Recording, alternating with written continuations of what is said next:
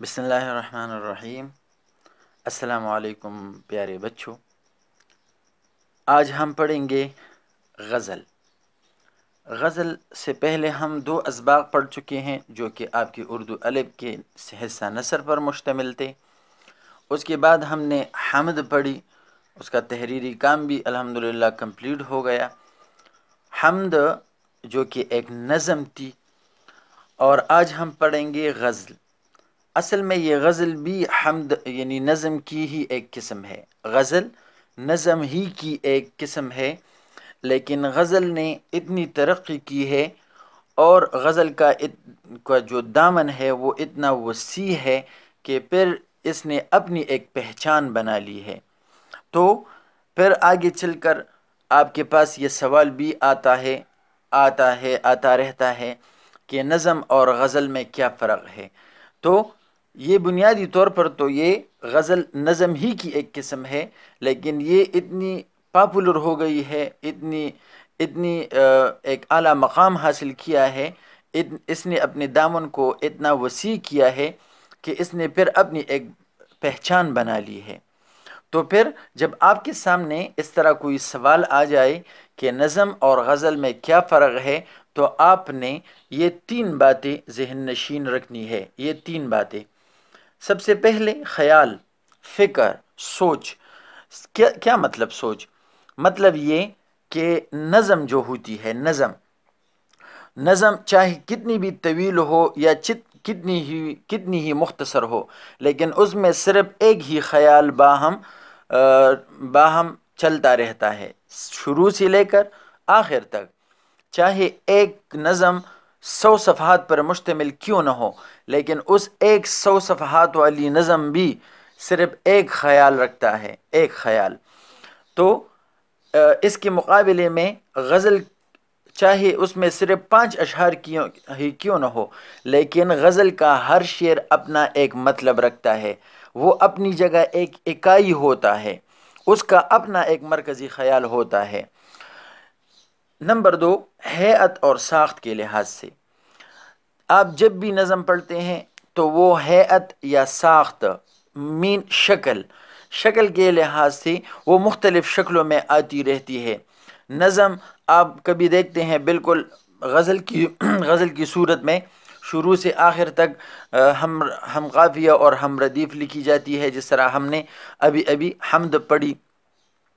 یا اس کے علاوہ اس کے مختلف بند ہوتے ہیں۔ بعض بندوں میں 3 مصرے ہوتے ہیں جس کو مثلث کہتے ہیں، بعض نظم میں 4 مصرے ہوتے ہیں جس کو مربع کہتے ہیں، بعض نظموں کی ایک بند میں 5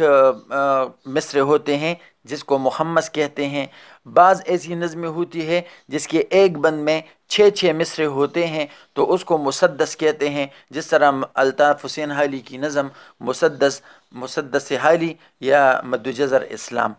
تو یہ ہیئت اور ساخت کے لحاظ سے یہ جو نظم ہے یہ مختلف ہوا کرتی ہے، لیکن غزل کی یہ شان ہے کہ یہ ہمیشہ آپ کسی بھی شاعر کی کوئی بھی غزل اٹھا کر دیکھیں، اس کے اوپر صرف لکھا ہوگا غزل، اور باقی صرف اسی ایک ہی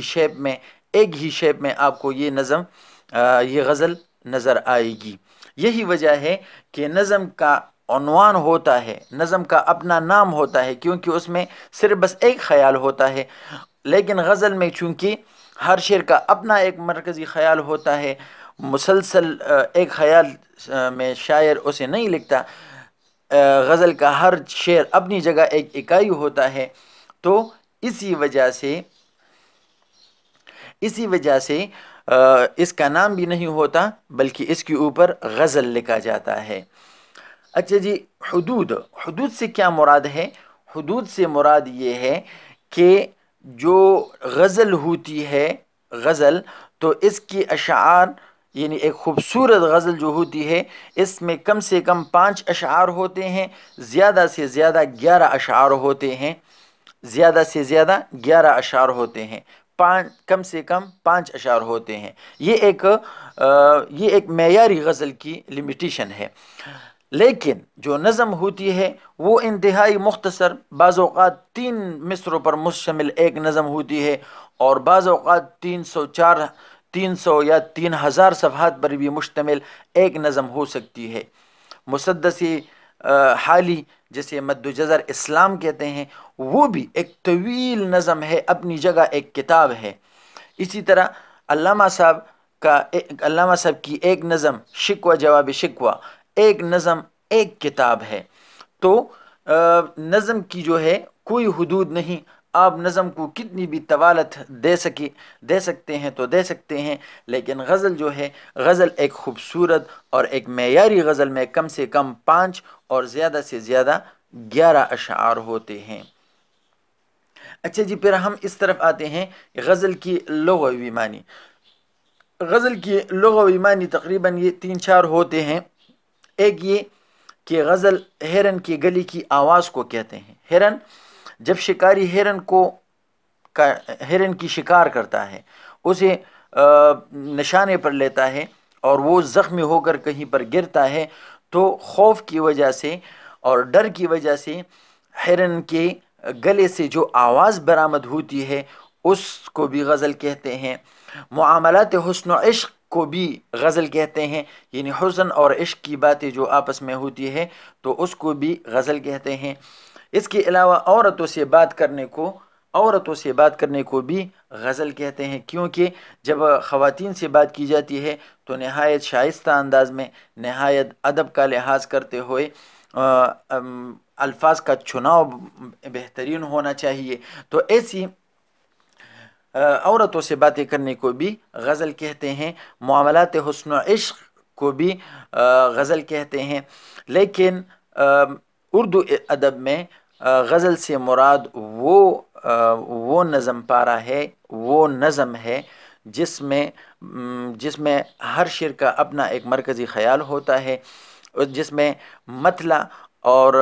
جو مطلع ہوتا ہے وہ ہم ردیف اور ہم قافیہ ہوتا ہے، اور باقی جو اشعار ہوتے ہیں وہ اس کے ساتھ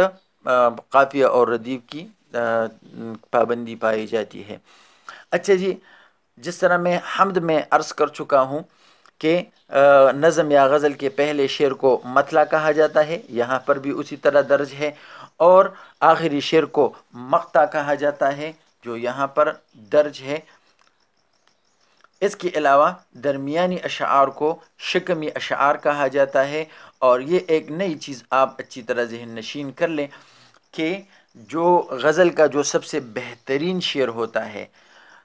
خیال کے لحاظ سے بھی، الفاظ کے چناؤ کے اعتبار سے بھی، اور روانی کے اعتبار سے بھی، مضمون کے لحاظ سے بھی، جو شعر کسی غزل کا سب سے بہترین شعر ہوتا ہے اس کو بیت الغزل کہا جاتا ہے۔ یہ آپ کا ایک اہم MCQs بن جاتا ہے کہ بیت الغزل سے کیا مراد ہے، یا ڈیش کو بیت الغزل کہتے ہیں، تو آپ کا جواب یہی ہونا چاہیے کہ کسی غزل کا سب سے بہترین شعر بیت الغزل کہلاتا ہے۔ اچھا جی، اب ہم آگے بڑھیں گے مطلع کی طرف۔ مطلع جو غزل کا پہلا شعر کہلاتا ہے، مطلع میں شاعر نے ایک بڑا زبردست انداز اپنایا ہے۔ شاعر کہتے ہیں، اشک آنکھوں میں کب نہیں آتا، لہو آتا ہے جب نہیں آتا۔ یہاں پر جس طرح حمد میں آپ ردیف اور قافیہ اچھی طرح سمجھ چکے ہیں، تو یہاں پر یہ کب اور جب، یہ قافیہ الفاظ ہے۔ قافیہ، ہم آواز الفاظ کو قافیہ کہتے ہیں، اور قافیہ کے بعد جو الفاظ جو کی تو آتے ہیں، بار بار آتے ہیں، جس طرح یہاں پر نہیں آتا، نہیں آتا، نہیں آتا، تو اس کو ردیف کہتے ہیں۔ ردیف قافیہ کے بعد جو کی تو آنے والے الفاظ کو ردیف کہا جاتا ہے۔ تو شاعر کہتے ہیں، اشک آنکھوں میں کب نہیں آتا۔ اشک آنسو کو کہتے ہیں۔ شاعر کہتے ہیں کہ جب ایک بندے کو مسلسل غموں کا سامنا کرنا پڑتا ہے، دکھ اور رنج سے واسطہ پڑتا ہے، تو ہمیشہ وہ آنسو بہاتا ہے، لیکن اگر اس کی آنکھوں میں آنسو نہ آئے تو پھر کیا ہوتا ہے؟ لہو آتا ہے جب نہیں آتا، تو پھر ایک وقت ایسا آتا ہے کہ اس میں خون آنے لگتا ہے۔ شاعر نے اصل میں یہاں پر اپنی زندگی کے غموں کی ترجمانی کی ہے۔ شاعر کہتے ہیں کہ میں مسلسل آنسو بہاتا رہتا ہوں، اور آنسو بہانے کی وجہ سے میری آنکھیں سرخ ہو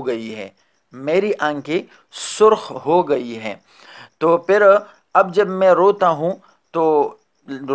تو دیکھنے والے کو ایسا لگتا ہے جیسے میں خون کے آنسو رو رہا ہوں۔ یہ جو محاورہ ہوتا ہے نا، محاورہ جو بنا ہے خون کے آنسو رونا، تو وہ بھی اسی انداز میں بنا ہے کہ ایک بندہ مسلسل روتا رہتا ہے تو ایک وقت ایسا آتا ہے کہ اس کی آنکھیں سرخ ہو کر سوج جاتی ہے، تو پھر دیکھنے والے کو ایسا لگتا ہے کہ جیسے اس کی آنکھوں میں خون در آیا ہو۔ تو شاعر نے اپنے غموں کی بڑی زبردست ترجمانی کی ہے۔ ہم نے کل پڑھا تھا، کل ہم نے ان کے تعارف میں پڑھا تھا کہ میر تقی میر صاحب نے ساری زندگی غموں میں گزاری ہے، ہمیشہ دکھ اور درد اٹھائے ہیں، کچھ اپنی غم اٹھائے ہیں یعنی ذاتی زندگی میں، پھر دلی کو بھی 3 مرتبہ لوٹتے ہوئی دیکھا ہے، اور پھر اپنوں اور پرایوں نے ان کے ساتھ بہت برا سلوک کیا۔ تو یہ سارے غم ان کی زندگی میں در آئے تھے، جمع ہو گئے تھے، تو اس وجہ سے ان کی شاعری بھی کیا ہے، غم سے لبریز ہے۔ اور کل جو ہم نے ان کی تعارف میں جو ایک زبردست جملہ پڑھا تھا کہ میر تقی میر کا ہر شعر ان کا ایک بے قرار آنسو ہے، تو یہ جملہ آپ نے ان دونوں غزلوں میں اپنے ذہن میں رکھنا ہے کہ میر تقی میر کا ہر شعر ایک بے قرار آنسو ہے۔ تو یہاں پر آنسو ہی سی شروعات انہوں نے کی ہے۔ اشک مین آنسو، تو اشک آنکھوں میں کب نہیں آتا، لہو آتا ہے جب نہیں آتا، آنکھوں میں آنسو آنا، اور پھر مسلسل آنسو بہانا، اور پھر جب آنکھیں سرخ ہو جاتی ہے تو دیکھنے والے کو ایسا لگتا ہے جیسے یہ بندہ خون کے آنسو رو رہا ہے، جیسی اس کی آنکھوں میں خون در آیا ہو۔ دوسرے شعر میں شاعر کہتے ہیں کہ ہوش جاتا رہا نہیں لیکن جب وہ آتا ہے تب نہیں آتا۔ شاعر کے بارے میں کل ہم نے ایک اور بات پڑھی تھی کہ بظاہر ان کے نرم الفاظ میں ایک تڑپا دینے والی کیفیت ملتی ہے، کہ میر تقی میر کی عظمت کا راز یہ ہے کہ ان کے بظاہر بہت سیدھے سادہ الفاظ ہوتے ہیں، لیکن اس میں کیا ہوتا ہے، اس میں ایک تڑپا دینے والی کیفیت اور حالت ملتی ہے۔ تو یہاں پر بھی آپ دیکھیں کتنے سیدھے الفاظ ہیں، کتنے مختصر مصرع ہے، لیکن اس میں آپ وہ روانی دیکھیں، وہ گہرائی دیکھیں، تو انہوں نے کمال کیا ہے۔ شاعر کہتے ہیں ہوش جاتا رہا نہیں لیکن، کہ میرے ہوش و حواس نہیں جاتے، یعنی میں اپنے ہوش و حواس میں ہی رہتا ہوں۔ ہوش سے یہاں مراد آپ عقل بھی کر سکتے ہیں، کہ میں ہمیشہ عقل کی باتیں کرتا ہوں، یعنی میں ہمیشہ عقل میرے پاس رہتی ہے، عقل مند لوگوں کی طرح بات چیت کرتا ہوں، ہوش مند لوگوں کی طرح میرے ہوش ٹکانے ہوتے ہیں، لیکن جب وہ آتا ہے تب نہیں آتا، لیکن جب میرا محبوب میرے سامنے آتا ہے تو اس کے بعد میں اپنے ہوش و حواس میں نہیں ہوتا۔ تو اس سے 2 باتیں مراد لیے جا سکتی ہے۔ ایک تو یہ کہ جب میرا محبوب میرے پاس نہیں ہوتا تو میں بالکل ہوش و حواس میں ہوتا ہوں، لیکن جب وہ میرے پاس آتا ہے تو ان کا حسن اتنا ہوتا ہے، ان کا حسن اتنا زبردست ہوتا ہے، اور ان کا حسن اتنا زیادہ ہوتا ہے کہ میں اس کے حسن اور کی تاب نہیں لا سکتا، تو پھر میرے ہوش اپنے ٹھکانے پر نہیں رہتے۔ تو ہوش سے مراد یہاں پر یہی ہے، یعنی یہاں پر شاعر نے ایک زبردست انداز میں اپنے محبوب کے حسن کی تعریف کی ہے۔ اور دوسری بات یہ جو اس سے بھی زیادہ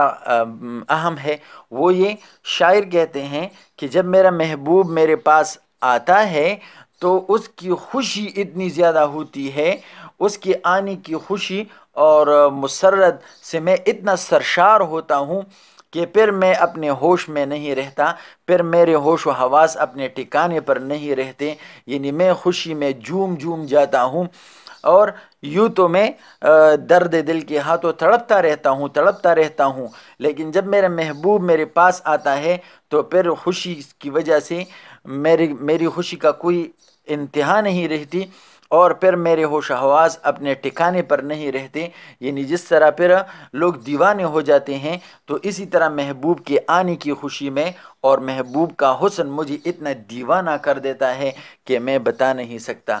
تو شاعر نے یہی کہا کہ ہوش جاتا رہا نہیں لیکن، یعنی میرے ہوش میری عقل اپنے ٹھکانے پر رہتی ہے، اور میں عقل مند اور ہوش مند لوگوں کی طرح باتیں کرتا رہتا ہوں اور ہوش مند لوگوں کی طرح جی رہا ہوتا ہوں، لیکن جب وہ آتا ہے، لیکن جب میرا محبوب میرے پاس آتا ہے تب نہیں آتا، پھر میرے ہوش اپنے ٹھکانے پر نہیں رہتے۔ تو دونوں باتیں ذہن نشین رکھے، ایک یہ کہ محبوب کا حسن اتنا زیادہ ہے، محبوب کو اللہ نے اتنا حسن عطا کیا ہے کہ اس کے حسن کا تاب کتاب میں نہیں لا سکتا، اور دوسری بات یہ کہ محبوب کی آنے کی خوشی کا ذکر کیا ہے کہ محبوب کی آنے کی خوشی میں پھر میں اپنے آپے میں نہیں رہتا، اور پھر مجھ پر انتہائی خوشی طاری ہو جاتی ہے، اور اس کی دید کی میں تاب نہیں لا سکتا، اور اس کی ملاقات میں میری زندگی سرشار ہو جاتی ہے۔ اچھا جی، آپ نے جو حمد کی ہم نے جو مشقی کام کیا ہے، اس میں اگر آپ کو کچھ رہتا ہے، وہ جو اصناف